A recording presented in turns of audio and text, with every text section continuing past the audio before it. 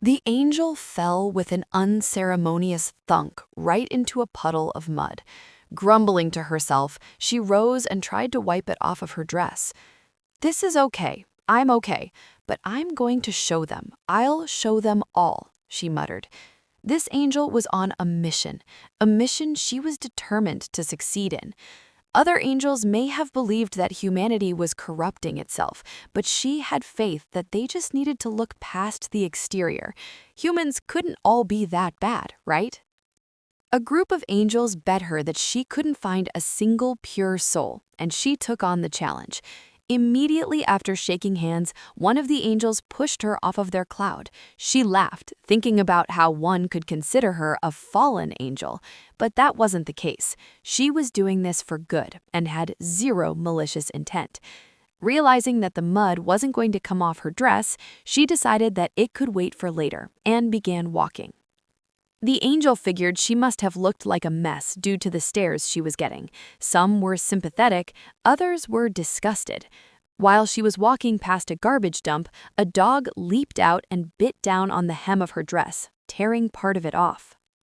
Later on, she walked by a sign that said Los Angeles.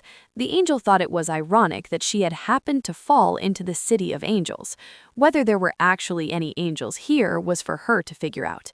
It had started to rain, making her look like a drowned rat, and she realized that she still had no idea where to even begin looking for someone with a pure heart. The angel counted it as a blessing when she found a soup kitchen for the homeless. Walking in, someone asked if she was here for a meal, and she declined. Quickly formulating a plan, she replied, "No, thank you, but I was wondering if the person who runs this is here. I'd like to interview them."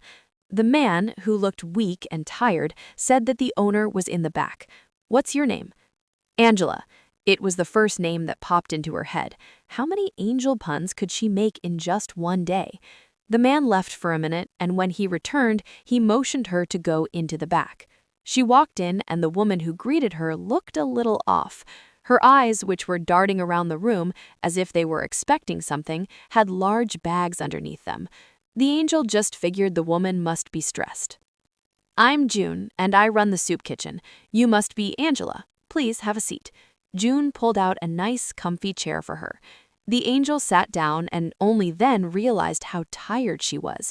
She may have been made out of energy, but that energy was slowly depleting, and she couldn't remember the last time she felt so exhausted and dirty. "Yes, I was wondering if I could ask you a few questions. I'm looking for kind-hearted people around the area for an, magazine, and a soup kitchen seemed like a good place to start," smiled the angel. June nodded, and the angel continued, "Why did you decide to work here?" June thought for a minute. "There was a time in my life where I found myself homeless. Soup kitchens really helped me, and after I was back on my feet again, I wanted to return the favor." They continued talking until June had to go. By the end, the angel concluded that June seemed like a good, pure soul. Maybe not completely pure because she had gone through some rough patches, but she was kind and looked out for other people. That was enough for the angel. When she left, it was dark and chilly. Walking alone, she gathered her thoughts, excited to tell the other angels about June. She did it. She won. She found someone. Too engulfed in her thoughts, she didn't notice the figure hiding in the shadows of the dark alleyway.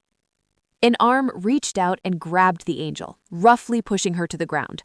Looking up, the angel saw a familiar face. It was June? The angel remained calm and asked, "June, what are you doing?"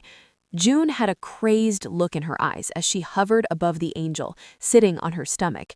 "You're weak, just like the rest of them," she smiled maniacally. The angel, who previously put on a cool facade, was getting worried. "I don't understand. When I started working at the soup kitchen, I realized how weak most of these people are and figured I could easily take advantage of them. Eventually, I blackmailed the owner until they left, and I was promoted." The angel glared at June. "That's not what you told me earlier." "Then you're naive," laughed June. "I don't even believe you were here to interview me. You're looking for a place to work, too. Now give me all of the money you have." "What? No, I don't have anything. Is this what you do to the rest of the people that come into your kitchen?" "I do what I need to live, and so do they. I may take all they have, but they still need to eat. It's a vicious cycle, for them at least. June wasn't pure at heart at all. The angel let June search her for money. She didn't find any, and in her rage, June punched the angel in the eye. After lying on the ground for a few minutes, the angel slowly stood up. She was wet, muddy, torn, bruised, and positively fuming. Oh, she had been wrong about humans. Very wrong. They didn't give a shit about anything but themselves. Drawing out her wings, she truly looked like a fallen angel.